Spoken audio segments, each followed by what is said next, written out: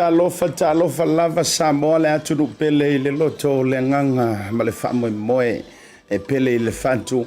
ia e mana vai mana dua pe lava ia le matango fio sio tātou watunu pele o Samoa o te whaatalo whaatu ma o wafolo whaatu i le nei vaenga ole afiafi taimia mātou nei o lea ua 5 minute wa te ai nei leitu la e 5 ile au nanga ma le tautua fo e lau Blue TV ia po lau Moana TV e au a fo ia poro kalame whaata oto o le aso ma le aso ia o poro kalame whaanga solo o le aso ma le aso a mata mai lava i le au auli se ia pa ia le teimi nei o le afiafi tau urunga toi fo i le tātou poro kalame whai ua le Tautai ia e ma Asiata ma lo le whaatoatoa ma lo le pale ma lo le folau si o tātou tino manatu o lea ua whaepa i oe, whaavati ua au loloa. Pa ia, ai mai se fo i o le tātou utunu, ua whaatauata le lama le masina i le folaunga, ua whaatauava foi. Atau moava lo tātou vaasa mo folau le nei tausanga. Toe o seanga. Ona tātou tini tau nuu lea i le aso e whaamana tuina i le lalolangi ma tangata kerisiano. O le aso soifua mai ai, le na tongi o laina, le na fuai, ona maualo tātou wha moe ngā fau. Ioi, whata lofa mau wholofa duaila, ia ole si ui fo i o tiute ma whaivaina ngā tailea, ole tele o isi ngā luenga, o fisa whale ngā luenga, ma tūlanga o ngā luenga le malo, te lo ua malo loni si o fisa whai ngā luenga. Company fo i wa wha solo i le tūlanga o whai ngā pati, asifo le nei tausanga. Ioi, aso fia, ia, e reise si e kio, ioi, o e fo i le tina, o e le tamaa, o e matua au le tau fia fua le i lantou e o i whai utausanga o pati. E le whapeu whai atu a meo le tūlanga i le wau te ilo le tūl whaama le utanga nei lo whina ngalo. Ia ai e le tāua. Ona fo i e te tauna e sia umanu na tūli na e whita i tunga i le amatanga o le tausanga. Ia wale usua i le malulu e le whaingofie. Ia i taimi uma, tae au uma, i o e le toa o le eisa. I o e lolonga, ti munga, mungala. ia o le la ua faasifo le tele lava galuega ia o isi fai galuega o isi fai galuega li pe o lau gakogi foʻi ia le ia pe o lau gatogi foʻi ia aʻoga ia tulaga o nisi foʻi o le antele le tulaga foʻi lele o le Christmas hampers foʻi le ke alu i masau o ga ham oka sa o le faakusaga o le ham a le sikoiga mai o e kai faapegei ma ko ham gamaua oi o lea o le alava le porokalame o le aiai ma faasifo iai tiuga o lenei tousaga ia faatalofa atu asiata ma le porokalame ia te outou lenei foʻi vaega o le afiafi malo afua i laʻua maua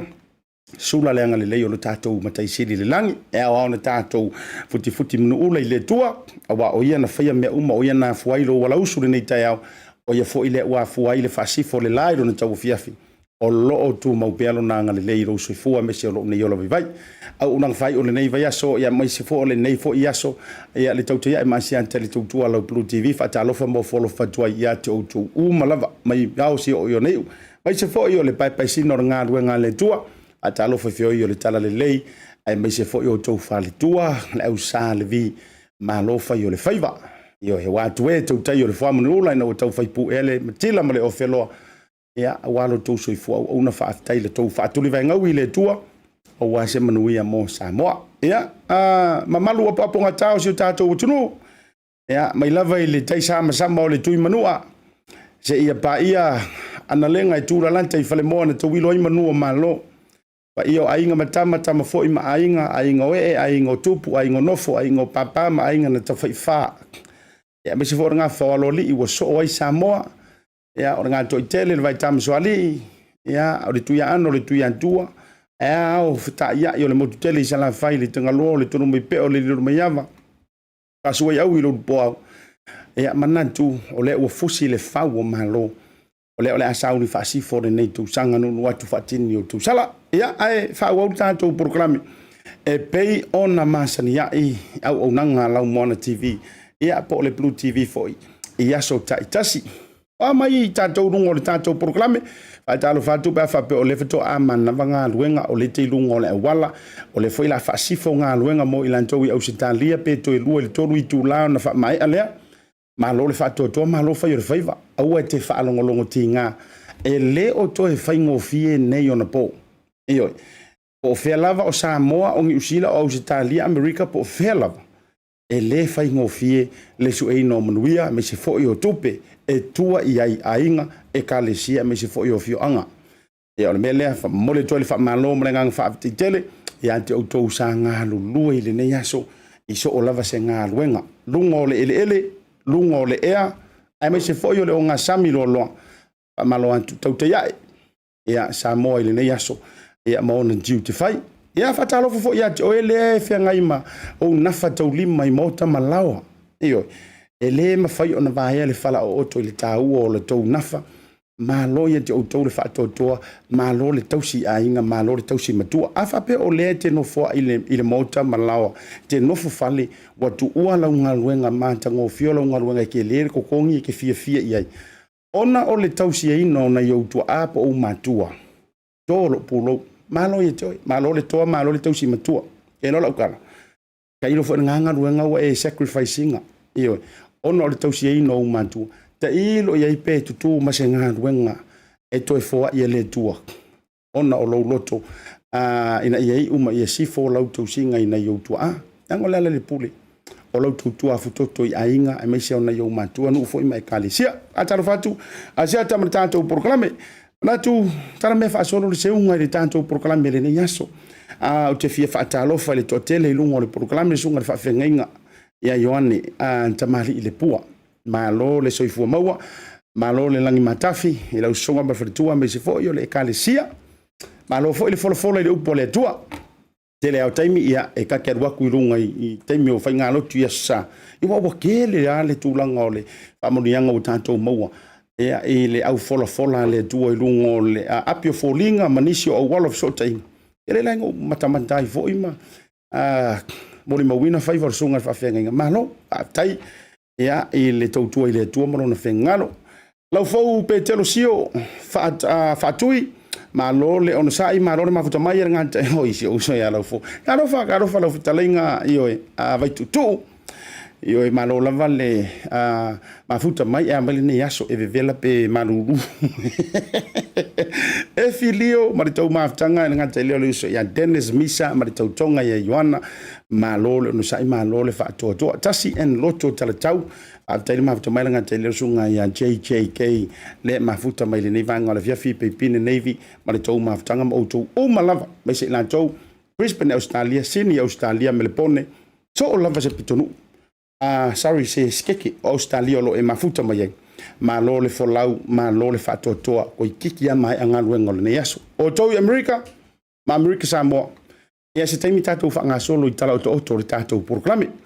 ai o le tato aso lua ma sani o le tato fa tala noanga ma le fionga ile le minister o le toe proclame le nei o le aso lua ma le minister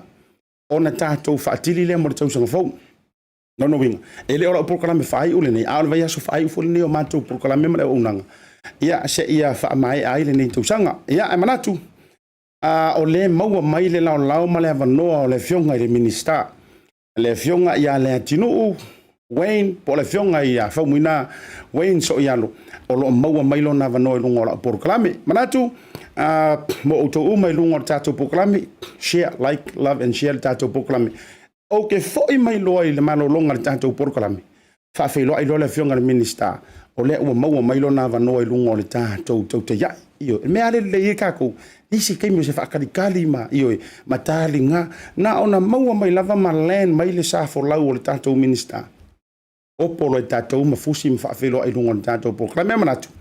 ele ngalo afi ai siona vaolenga e morilenga fa tele e tatou company lango a foi mai ma sei fa e mo kwar pesele ha io a se uso ia Toyota io po ole telenga fa sa ai Oliver ia vivi ingor kerisimas ma tatou atu i tatou fapto foi mai fatala no le fionga minister lunga tatou proclame o le Oceania Career Academy o sea o ngai mangele ua fatui na le pulenga le fono mo tangata Pasifika ma Maori o sea o ngai mawai le tomai whakamuta whapea isi anga wa eseste e talia so se tangata mai le se furu ono le fa se furu tausanga ma ea o nga fua li ima tamai tai wono fo mau pesi te seni New Zealand fa so tai nei loa le OCA ile over se lau ono lua valu fitas pe asia si le website www.oca.nz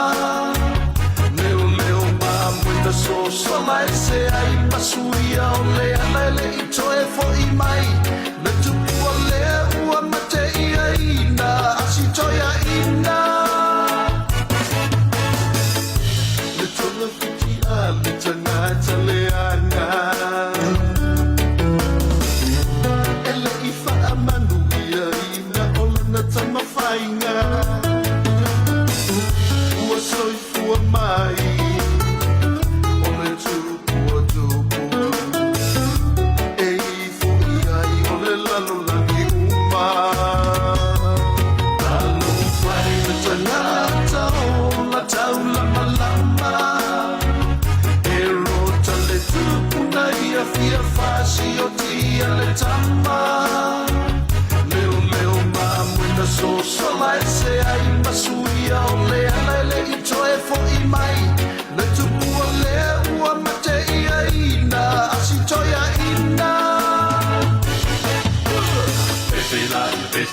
Hallelujah. Kerisi masi uawia. O sana yema hallelujah. O fana umayo le tama. O Yesu lona suafa. O le tupuia o le langi ma le lalo langi ma mea umalava. Kerisi masi e fia. Tau sana fo manuia. Samoa patutia le o tato aulia. A pesa wi inga fai safa a fetai. I lea kumalona lo lea uhoai mai. O fai le talata o la taula malama.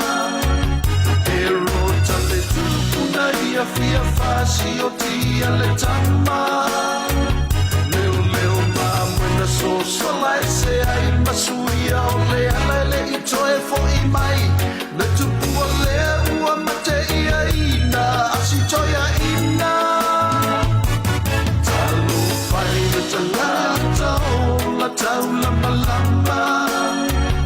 Ero tale tupuna ia fia fasi o tia le tama. Leo leo ma mwena so solai se ai masuia o lea lele i toe fo i mai. Le tupua lea ua mate ia ina asi toia ina.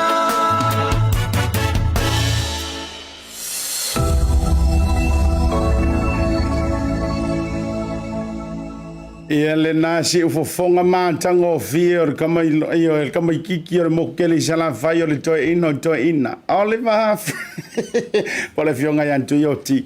Ia po le talenga fesai i whaafetai tele i o ese kasiri ngei leo I pepe le fe alua nei. Ia ua matua fo ilona soifu. Malo lava whaafetai ia I le tūlanga I Leatinuu ai no tālini su tātou tiro. Taimara watilea ua se fuluma le 5 minuti o te nei le tūla. E lima le taimia mātou I New Zealand nei o te fia e whaailoa atu I le paia ma le mamanua meso I latou woma paanga le tātou proklame o le BLU TV po o le Tautai e Asiata o lea ua to ai tau nuu I lungo o le tātou proklame nei ia le safo lau o le fionga le Minisiter o pisinisi ala manuia maleipa le fitalinga ia Leatinuu po le fionga fo ia whaumuina Wayne so o ialo ia I lungo le tātou Tautai o te whaataro fatu o folo fatu ma whaafelo I atu I lau fionga I le Minisiter I le nei vaenga o le fiafi. Ia e whaatalo fatu po I lau fionga Asiata. Meise pa ia ma mamalo o te tātou atinuu. Papa au I New Zealand na, me po I nei Samoa. Ia mai lantou malama o lo maua mai nei whatalau. Ia lava tātou kisi ia e whaatai o le maua le avanoa ia e whai e po ne tā whaatoa I lungo o le pokalame nei. Kasi malulu po yo no le mo sa vanon ba ya fonte le ya te tonu le nganga nai si ala ma tu la no to pe ngam malo ya ma tu la ngale ye isi ma tele o mata ya ma te po ile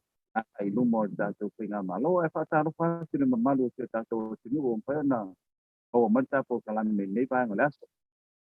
Ia malo whaafetai o le nganga la vale tasi ia o le swafa fo o kiriso e whaatalofa mau fo lofa duai I lau fionga I le Minisiter au fo I te atu matangi ua matua manino yulungalu le whaafonga ma le maitau o le atunu o le tūlanga pisi ai mai se lava le whatua mai ai o whainga palo talaiti lo loma nisi o whai unga te tele safia ngai ma lau fionga ai mai se lo matanga luenga ia ai whaafetai le nei lao mani noa o mawhai o na tue maua ia e fa wa wa ia te lo folta fa ta no nga fa I ule nei ole nei tausanga ia pasa ia ile ta to mai tausanga fo e ata ita ia tu lo soi fo la le o lo te vai tu tu le ta fa ta no nga I lo background lo fionga le Minisiter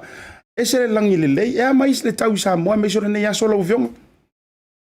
Ya o lo te se ia ila pa nga dau e timu le foi ta ma tu timu ya le o falling le mai le ia fi le to ale lo tu la vale mutia ia me pole awala ia o timunga ia ta o matulei ia ai fa le fai mo nei lao le foi fa to mai le tua vai ia wa foi le fonga ta ma ko te ta to tu malo whaafetai lo fionga le Minisiter o le ata o loina I vaenga o te fia whaafesiringi ai lau fionga wa fo ise fina ngalo lo tele mo le malama o si o tātou watunu o le ua umai lunga o penga ta whailangia me se fo nisi o a wala fiso o ta inga ia se matati a foi wa ausia le Samoa Port Authority po le spa po le tātou vanga foi leo wafuma tanga a tiute ma waf ia se la to tupe ma foi ma le sa ma wana awa tu e fai le fionga le Minisiter nga luenga ia e tu li matu Io aulo fionga le Minisiter. Ia le foi vaenga silia ile 3 miliona mo no tupu. Ia le tupe maua. E ui o le fea ngai tātou mga se a mau malo i le pandemic ma le tele o le wha le tonu i tamau ainga. Au le mai tau ina wha malo o tua i lau fionga. I tūlanga mati e o le vaenga, e mwhona e wha lau tele. Ia, whaftai lava mo whafiti. E mo sila kia o matanga luenga umai e lalo le MPV po Ministry of Papatoetoe. Taula ia le whai dividends po lato po ai toru tuli po ai mai ai tono tenga malo ya wa po ile to ani tato pa ke le tau sanga ma le tau sang le la wa fatino le ulenga wa ke tulanga le wa mo ile vai nga to fu 1 million na toru a to te tupe wa pai ona fa tu mai ele na ulenga wa ku sa mo ya ile tato MPV wa po le to ani ile mes po na fu wanga ya mes po le to ani pa yo lo sao dia tu nei ele na malo ya you like ole le tipa te mo le tau tau ya ole ala o ye le to ani le un pa na ma mai ya te ta ki le foi ya foi sa po i mai ele ai nga le ta la ti po po no sa mo ya le la to foi po lo piti nei tau tanga ya so ani la va ile pa na malo yo lo ta dia pe sim tanga le nga tu mo te malo Ola le te nge tau o mai e ia le lato foi tau. Ia wa e ia le lato te maua wa o lato te maua e te mai le tau pu 5%. Ia e tu isi tu pe wa le pa nga yo ingo mta nga ia. Ia pe o le vai nga na le o le wa pu mta ora. Le la wa wa i mai le tu pe le tolu te si male. To ai lato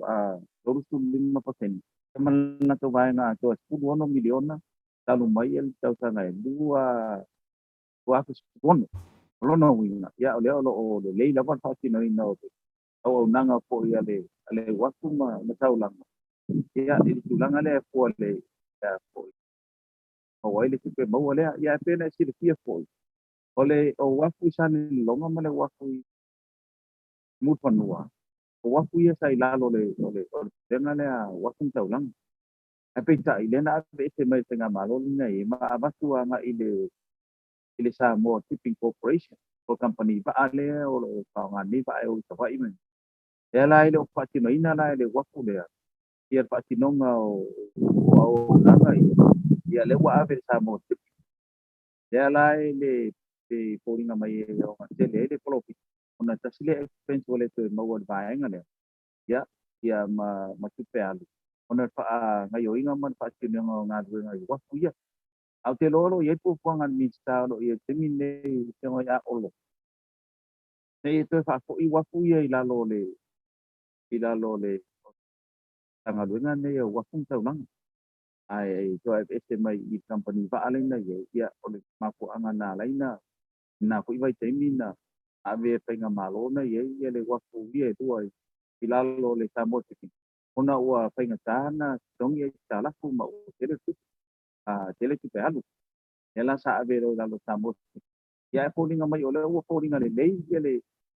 le pōringa wa. E lo na winga. Ia e lunga la mo tākala le te pui. E tu e whako i lo wa pui e la lo whaenga le. Wala tau man te ta inga wa. Ia e tu tiu company wa ai. Ia e pule la tau wa ai. Ia e i lunga samit wa ka wa i muti tuila ia. Me se foi manu ama te la. Malo fa vitai la ofionga o le fo wa e fa mani noi le vai liu ya te lor to te le o mani noi fo ile manu lo te lo le antunu. Ai o le foringa vai ai o fainga malo manino e fai atu ai fo ila utala le vai anele a fio me lo ofionga.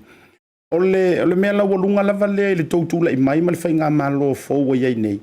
O le fa mani noi no nei vai liu lo no winga la o le tupe maua lea ua whaafo i meina o le tōrisu 5% e le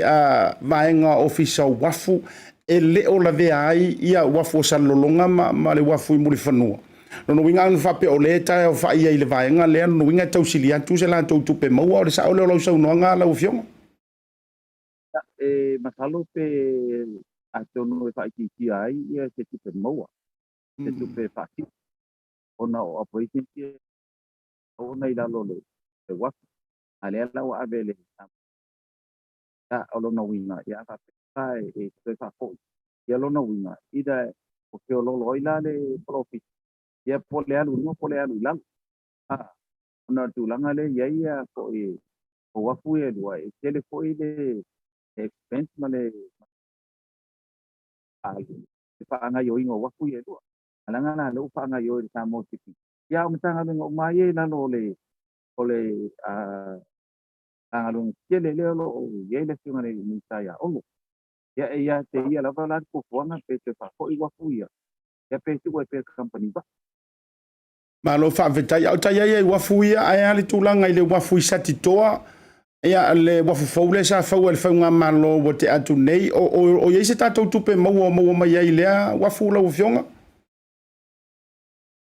Ka fo le wafu na le sa ua le fiunga ia ta pua le ta whaipule mai nai. Ia le pata I kupa I la.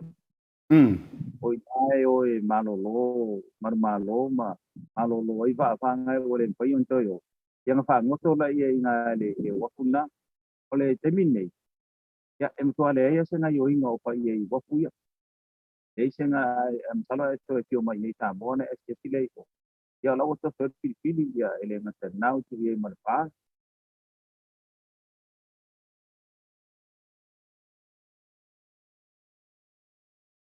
Kana whaati no ina. Se pele se tu pe mau. Ia ngā tu pe ngau. Ia au te lolo ia I lava le fionga I le Minisiter ko ia ia olo. Ia pola me ia e ave loi ni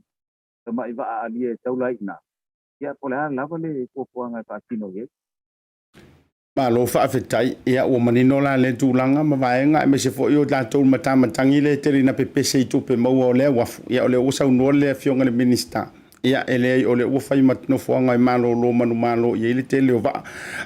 Dame ia tu ile sia u whawhesili la u fionga. O le ua maia le saunoanga ale fionga tumaitai pāle mia ma whaalau tele mai ai. Le tūlanga fo I leo le te tala ina o nisi o company o pisi nisi o whalitali malo.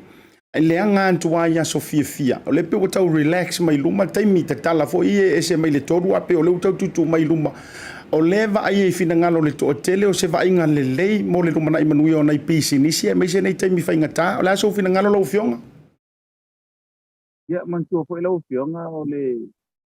e le te tula fono e ta pulia se tai titi mo tulang pa pena. E alan ta pulia ko viti ko le tato I. Ia tula fono lana e so ile na ama tainta puni me nei samo. Ono tulang at pa mai nei te o fes. E pita. Le ia se pa mai o ye te nei olo o le lei ona pui pui o tato fora. E power me tau te titilo ia. Le ba le a mai te tunu. Tulanga ye au te tomi o samo. Tau anto e po isa mo i le tulanga le na ia nga yo inga masani ia po ile fatino ina pusilai. Wato e pau yo me ye tau te wha moi moi ia. A moi moi I tangata whainga longa ia la tau ngā duen. A moi moi pisi nisi tupe maua a wale to e kau ngā ina I tono la tunu. E leila se me ona tāpun puni e tua. A tāpun puni la wale a putanga po le ngane te ua peo I nisi maua whama. A olo o maitawina. Ia olo o solo manuia la vai tātou nei tāmua. Ia ele aloko le tua. Lei po se wha mai o mau. Yo le ala, o le a matanto e tala maari e tua ia tūlanga ia. Ina ia tau pai ko e generate le ano. E ngate ina, e generate po ia tupe maua company. Ia le ngate ina. Ngata whainga nue.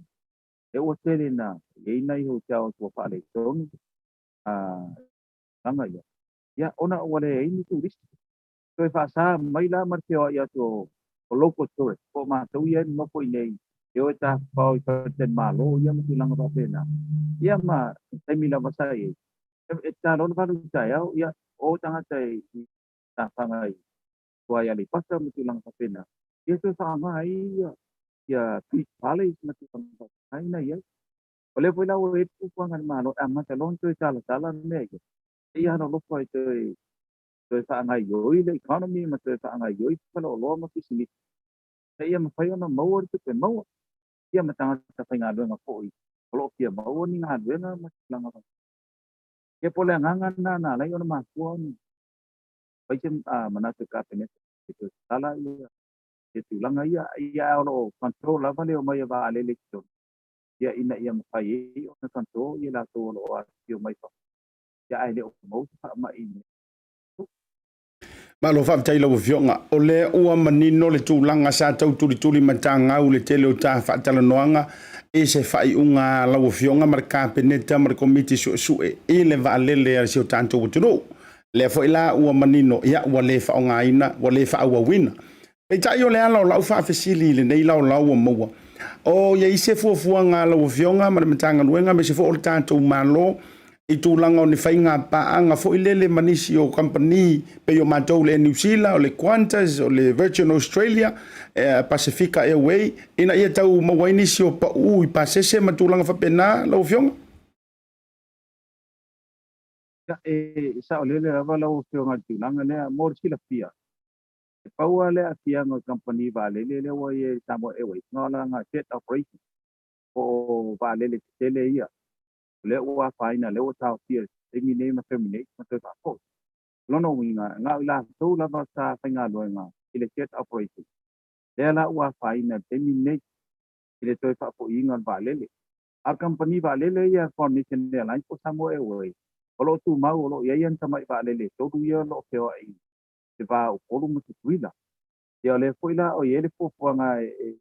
to tala fangali e to soni e foila le o terminate lo te tala ia e va o tuila mo po o ne wa ma tanto se o ia e tuila mo tanto ni po ia iso se termila le ni quarantine to le foila la fa nga e company va le terminate o ita la ko company va le o ia ita la fu ia na ma fu mai ona le tau o mai ngon va le lisi ma tu lang fa pena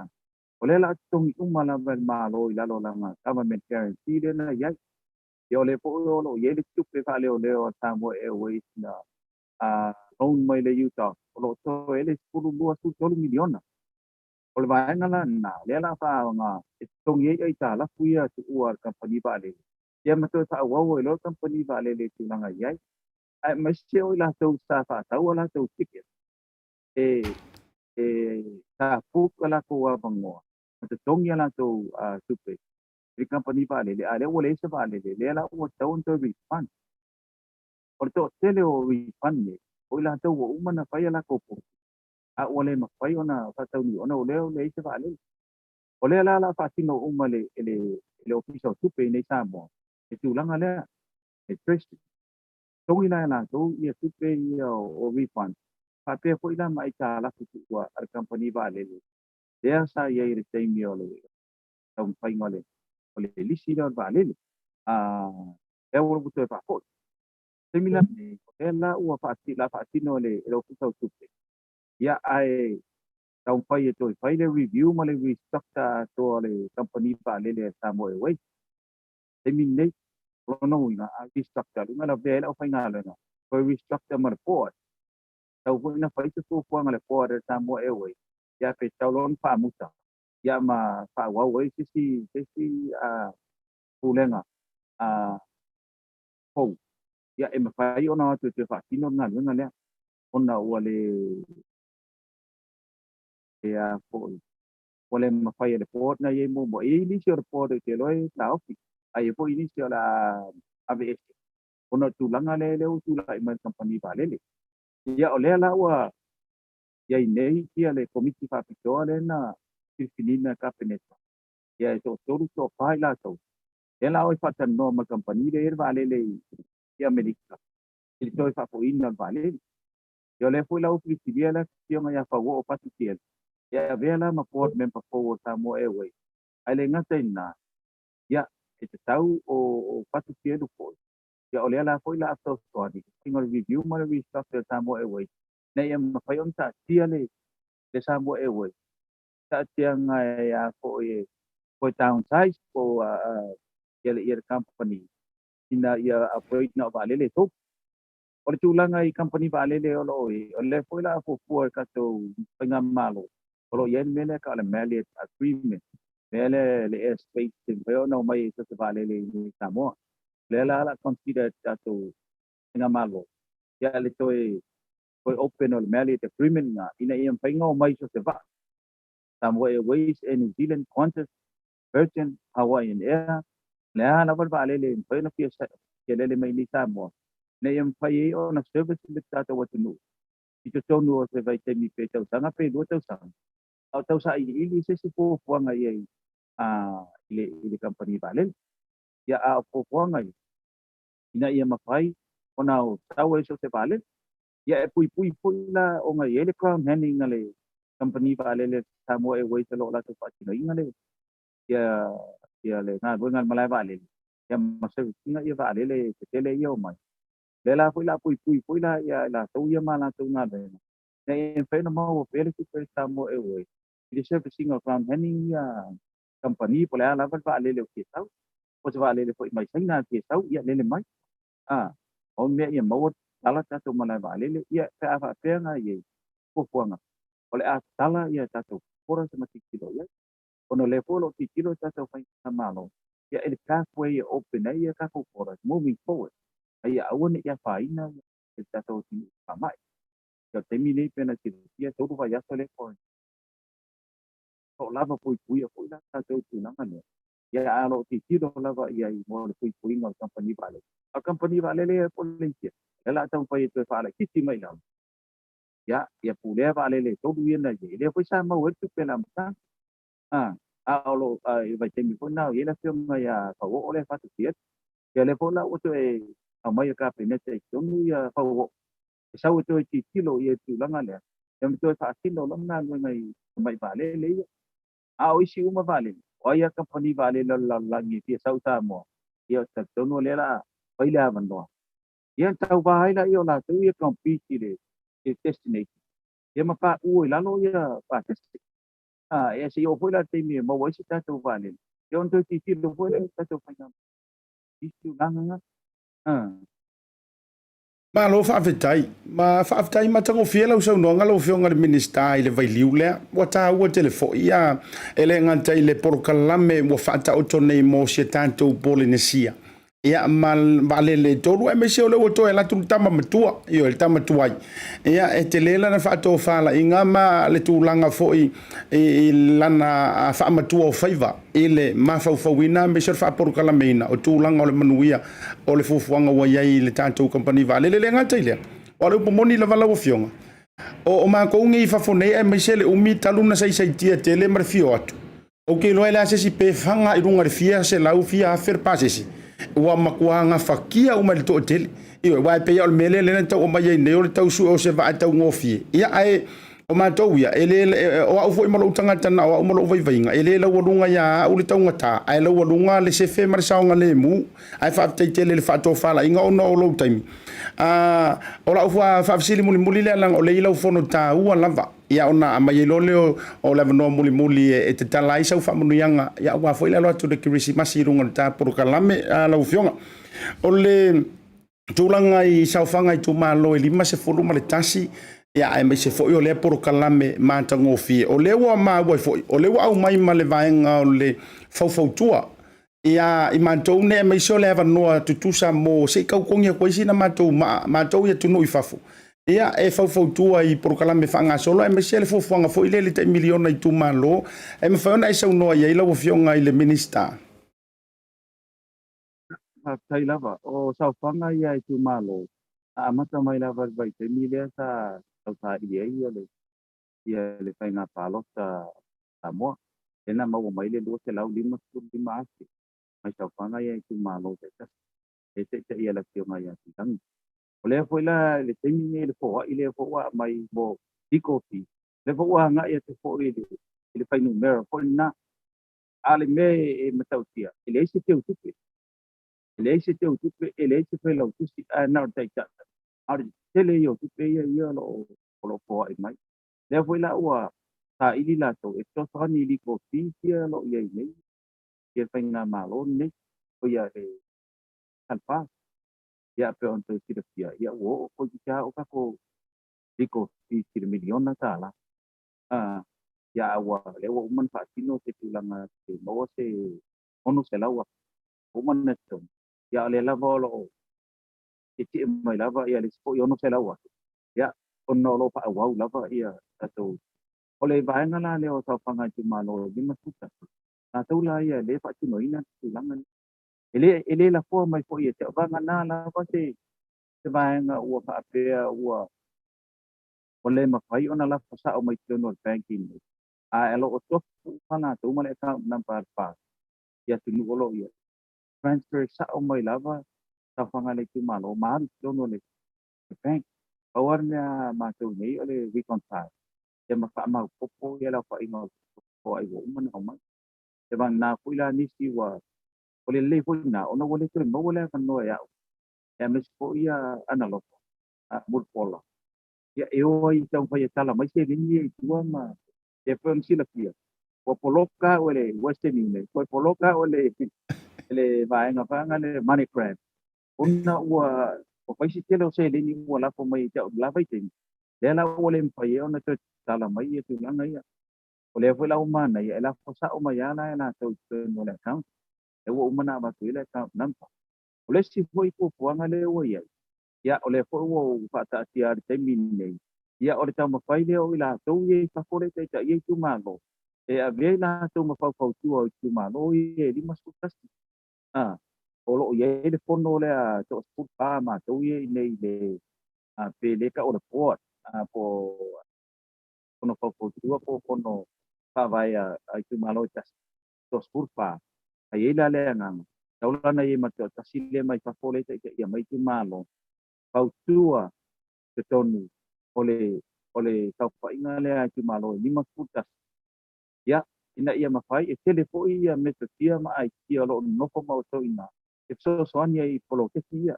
pa tino i nei. Leo o umana i la tau inu, ia la koua umama ta nomala au. Tau ona wha popo ia ia, ai ta i o tu malo. Tau no pono popo tua ia. A po ia tu malo. Pitai, ia e rei mau in tau o tau ia le pau tua lava le ia o vaenga le te mine ia pena tai tau se lau matina le tu pe lo mau al fa nga yo inga mo le tu malo ia la tau le foi la encourage ia tu malo ina ia sum matu ia o tau i te me pa ia ia fontanga tu malo ne ia faina mai ia tau pau tuang ai ma se foi tu alalo mani me fem tau au mai te tonu la fontanga ia ole foi wale tele na faya matu tum ya kia sta sa uma la balpala ya patan noi mata upu silini ai ta to pinga man ya ma update ya to ko ye tulang ta to pinga malo ai ya ye ko ye ya tingi silini ai ya email vai tu malo tas no ola ye sa ili ta fa mo kia na mo ai alin fa no sa ya fa sa ya fa pulo tu malo ina ia ma fai ona ava noa o tau o loko kauko tua mai pa ta ia ai mo moli atu pa tai te o leo lo nga tolo mai lava ia tātou plepan le po ina walu tala tua nasi an nasi tala mai lua ape pa tale le angatas ia na pa ten mai ia ina ai stari ia e to toani ia pa tale le angatas i tao ngai ia male mau telenia lo tau mar sa o te bank ya mela na le ya po le to le pa sai kele i sai sa yo tu ma no ne e me po le tio mai ti lang o pa u lu ya male ta to pe lo tu si pa pi jo le mo po o ta pangi ya te pai pasta now ya o ya la vai organize na mai na tu ya tio pasta ya arma maor me ya la ya o ke ni pa ma ya ormen nga le ya po ai po le na ya o mo le tu ang lango ba ta to no pero me nga mo le to el pa sai kele tao nga chuma lo di masuta ya ole po yo lo ya la tu ya fu ya mala tu me pa pe na uma ese po sai di ngon mi ta po pa ngan ya tu ya lo fa ingon tu pele na mo ia tu tu ia ma tau fanga tu malo di ma tu kasi au ta ia ko oso ko ma pas ia nga tu tonu te meu na ia o no ngo ka inga na ia promoting na mo le ia ole tu langa le ai ole te ta ma ne ta ta le ta mo ia malo whaawetai e tū le to o ai te pala vai le tata langa whaingatai tā ule siau whanutanga i le tā o leono manantu ia whaamai a mai ai sau whaamanuianga o le kirisimasi ma le roa tu tausanga whaulanga whato ata tu e wheroa i le tausanga whau lono o le rua wheroa sukas ia au te lo le a ta whato whai i ma wha ia ta mutai i le ta whaatara noanga o aso lua taitas ia se ia ulia le tausanga whau e la whatu whaamai a mai ai sau whaamanuianga lo whionga i le Minisiter. ia Papatoetoe lava mo le no wa mai nei ato e mo moli e tuale Papatoetoe ma le whamalo i lau fionga nei po kala me ta ua o ma wai lava no i tuma ia ai mo moli e tu po i le whamalo ma Papatoetoe ta po i nga Samoa e tafa le lalangi o lo alai e me te po ta po inga pata pai taulanga tia i fionga i au ia o talo mai mo tato whainga malo. E mai se foi e malu ma le pai o te tato wa tinu. Olo tap wa i mai o alo pa ki ona pai pa ta patau ta wina patai ta wina tato whainga malo ne vai teni. Ia ai va toi foi mo onga le. Mas ia matau ta fo ta o te malava o lo pai ona fa konga mai. E mo to malava o apa au ni sila e mo se dia la vola la lo mo mai e fa salong e fa pena foi la opionga data mo le foi fa mandiang arti masi ma tau ai tau mo ka ta le to e lo ai le si va ya so pe lu ya ya to no e ta to te lo ai ko yo tele ni sistem ta u ta no ya ai ma wi ala fo fo ngo to ne ya so ya la opionga ia malo whaawetai ia avea foi nei lau whai mau masui o le mātou pulenga le whionga ngā whatasi a whimono anai manten ma le pulenga ato le Blue TV mo moli e tuaile ngā whamalo ma le ngā whaawetai tele e lau whionga le Minisiter mai lava i le urua i taimina e talia i nai se whaatala ulantu e whaatala noa i lunga o le porokalame a le tautei iai ia ma e whaatanga i le ava noa e whaawawa i lava o mai le so ia o mtua malie le loto pe o upu i le utu malie le tunu o malie le pule mana o malie le lai o toiva ia o malie fo ile papa o le fato le tolonga tamba o malie le fata fita fenga te usala o malie fo ile papa i ngala ngala fa tai la utu fa tala o la utanga o ia o la fato to ale lilo mayava e tu sa le tele o mata upu tai mi fo i tausi si i fesili matulanga uma ia ai maua a lango le vaana fawa fo lau ma maule to vai lau a fionga fo e te tali la vai le ata fa te tele mo moli ato lo fanga o kirisimasi ma le tausanga fau e lau fionga ma le faletua ma le no fo yalo ia ai mai sor ka peneta ma le fainga malo ia mai sor lau matanga luenga i pele le loto tato e fita pai fo i pe au manga ngalo le ia ile tausanga fau pe rua vai aso ia mo le taimi fa so i fo ia mai manuia ya fo ia lo fionga a tai ia ale na Samoa o whaafitai tele i le whionga i le Minisiter ioi na mai alava ona fiso te mai tu titi ale moso na vano na i le whanutanga tā ua lava e must attend i le tau le ono i le teimia Samoa wa le teimi fantasi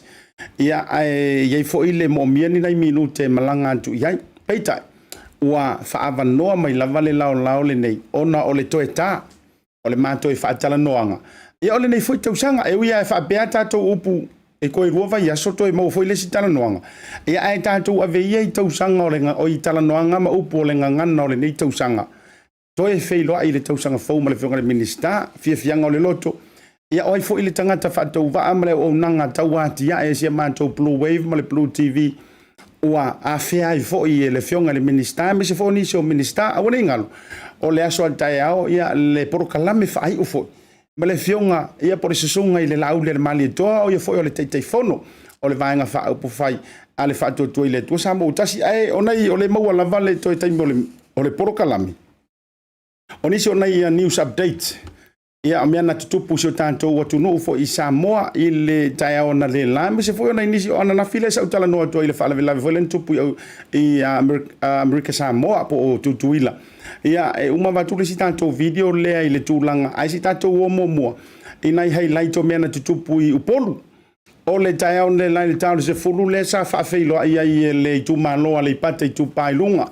le fionga le faipule me se fo i o li ima faipule o le fioanga wa foi le fio le tuia tua fa no fonofo le to fare me tua fotanga me se foi le fio le fale fioli me se ami tona me la uswafa ya ma vai o le toto fotanga ma upo ya te sale au mua me se foi le tu malo wala to pati patia le tau nu wantu le lanto ta vale le fale mai ambulance o ka o gai e te lo fai la utala le wesi de sila mai o ko sila mai le ambulance tua i le fale mai fai tu malo i lalo manu ya le pata le la tu na tu na yata i lunga wa fo le sila mai ia ele ifanga i lava o ia fai la utala le nei e se foi fai ngar malo le fast la ko ia ioi e fatu a over ai lava ioi e fatu over ai lava le ile tu langa fo ile o le avatu al fatangi i to tono se fono tanga ai ele ifanga i ai kalia mai lava le to sila mai o le fionga le na le Minisiter se fo maloina le fionga ia malasi ta fito ton mana sele ia malana CEO ia le talinga ia le ausa Dr. Take na seri ia fa pe fo le fionga le li fai pule o le tu malo le alipate tu pailalo ia manisi fo io tausi mai ma nisi o le fionga ia sala to ai filo ile fa filo ina marita tala lo ia o le lanto wa ta vale fo ilea ale fale mai le ambulance na le taia on le line ta le se fulu e foi la nisi o tu malo me se fo ni so fio anga pe fo io le fio anga i potasi i fale alili le sa mai ale fainga le ia le fa sauninga le ia ona tala au to ile mafanga solo to i potasi pe tai au vai ko ku mai le ambulance nge le cruiser ngo feta wito no lava fo i male mamau kuā ka fiolai wakafia ave de ka avali ia le na oni sio tamai tai tau si mai io le na ile ia wa feta ia fo ile la popo o pa o tanto ta avali tua ia walanga tino le fo i maso i fo malo no ina fo ie o le afa o nga ina le ta avali io e feta ile le ia fo i ma enga kekeli ia le na ia ole na tonu lava ole tanto ole ta vale la na ia muia uto mai tuai le matamatang atu ale pata io avanta tu lava ti avea ia pe camilo ku le alfo ia fata milo le risipito ia fa ye so tuai le awala tuai fo ile lo tofanga ia camilo ku le nga to e fe ka ia o ku ia la mu ai ke ia lu lunga ia li la man ia ole tu mano ato ala valena ia le ua au ina tu le matanga ruenga le soifua maloloina ia ta wala mai fo elanto fainga paanga ma tunu i fafo pe o malo ia pani pe fa pesa o lo tau mai tau watu ia elanto le ua fai me alo fa foi ia itulanga o au nanga tele vave ma fa natinati ia tau sefe mai ai matulanga fo o le soifua o so tatu tunu mai fa ala velavi e me se fo yo ngase ia le na o la manula potasi ia manisi o fale mai fai tu malo le saanga tu ia ile matanga luanga le fo Minisiter ia ma le CEO ia fa fitai lava io ka fia ave ka va le ambulance io ka fefe fo ise o le a mau ile ave fo e uri o le ka vale ia mi se la enga ke le fo ile e ku dunga le fudilo io le ma lo fa fitai le fainga malo o le ua tali fo i le mana o nisi o i tu malo ai mai se o nei alanto wa fale mai fa ai tu malo o nei vai ngala na sa ia ile tu langa le ana lela o le isi mai nga pe o la sona na fisa utala no atu matu ina tu le tu lalo ma se fa no no nga sa ia ia e tu sa io le fa la vele sa tu le America Samoa i lumane o le fale finga no fo ile o le fale al stakist e na ya tu ia ai peita io lena to mai ni sio tanto wan te lungo pe ta failang o lena poto ma o fanga fatasi ia ila to o le fainga luenga mai lavai ta te io o lavai i so se lava lo o fainga luenga sa la to tu fatasi i se sauninga fa amanatu le loto no timo moia ia awa fo ile misia o le mafutanga manai tamana itamali mana yuso tulo le wa fa ilangi le fo longa ono le fa la vela ve sa tu le mai ile lua po tuai ia sila mai o le molinga le olanto vale lo fa ya la ni lanto pese pesenga ia ma fa malo si au e tu sa yo le fa la ventura mai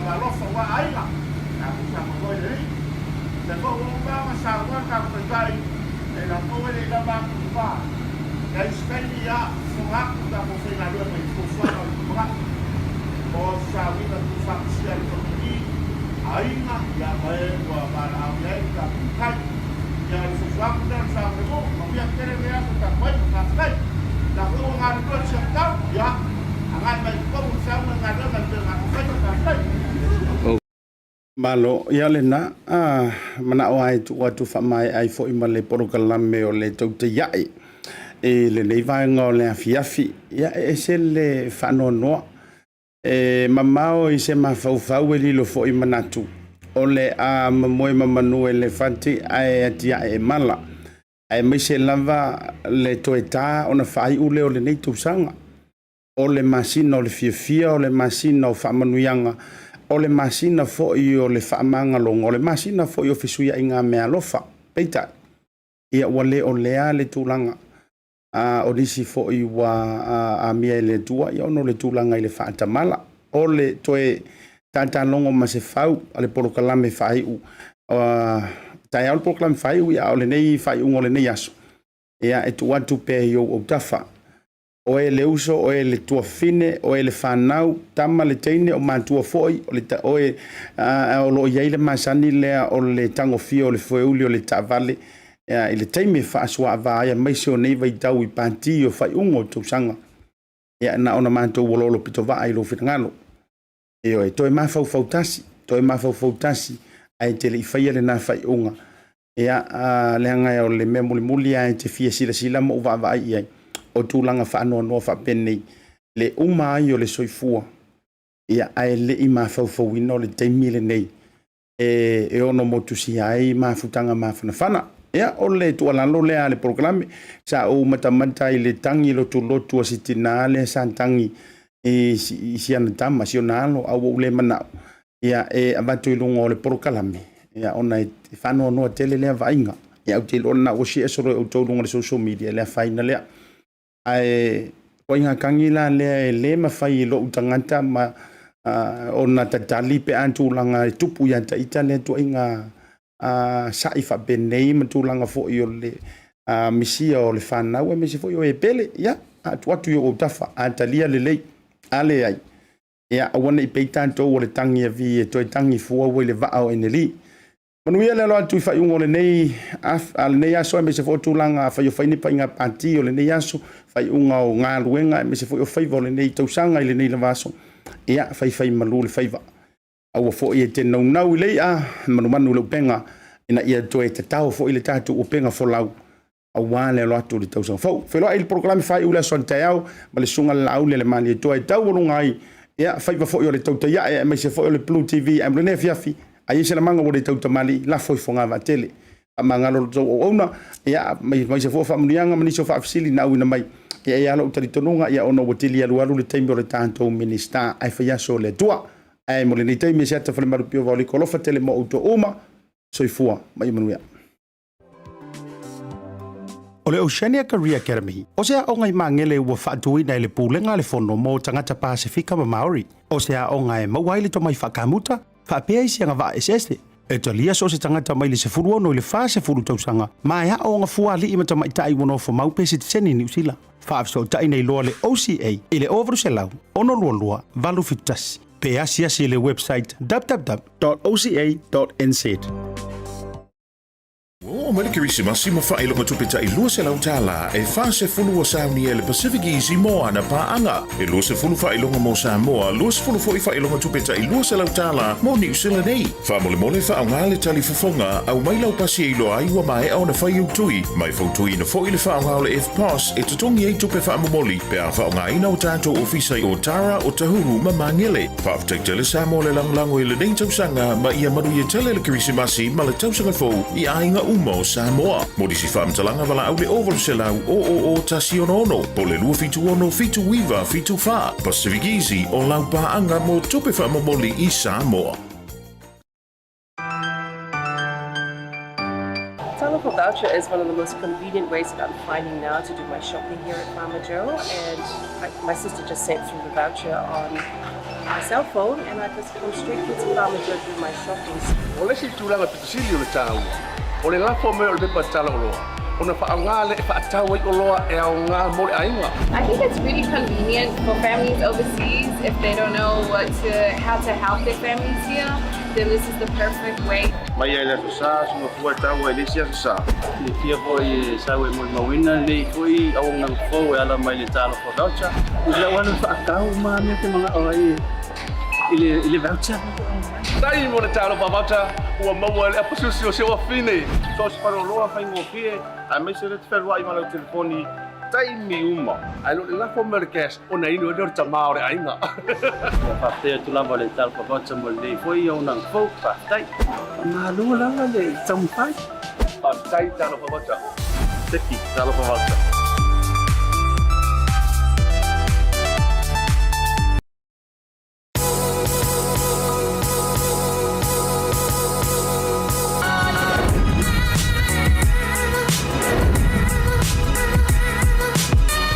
Tautua ma le au nanga mo tau sa mo service station nei tona i matu. Ma tau teu tuina lo ta vale, ma le tele o nisi o matu au nanga i se.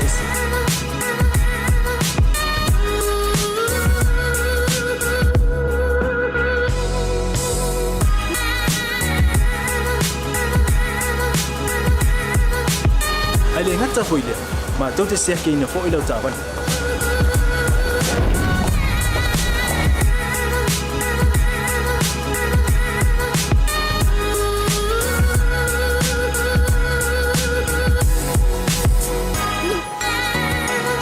Siapa lah yang voice wow, mau lau tapan.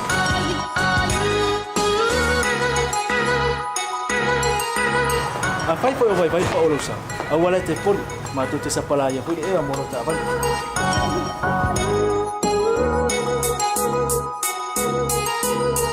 Molo no posila fia. Mua tape lau ta vale pe out. Lua tape lau telefoni ir tai me utu ina lau tapan. Mala vaenga mulu. Mana tua fo. E matua i whaasaina, lo tau makitapa ai no fuanga whapeni.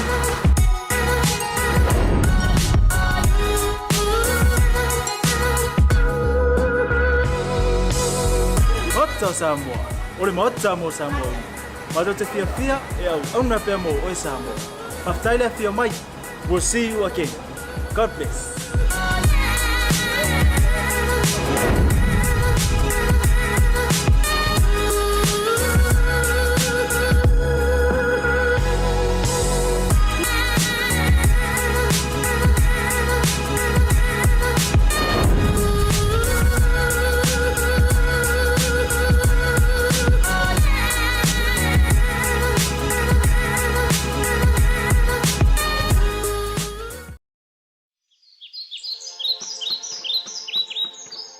For the next generation of growers and farmers in the Pacific,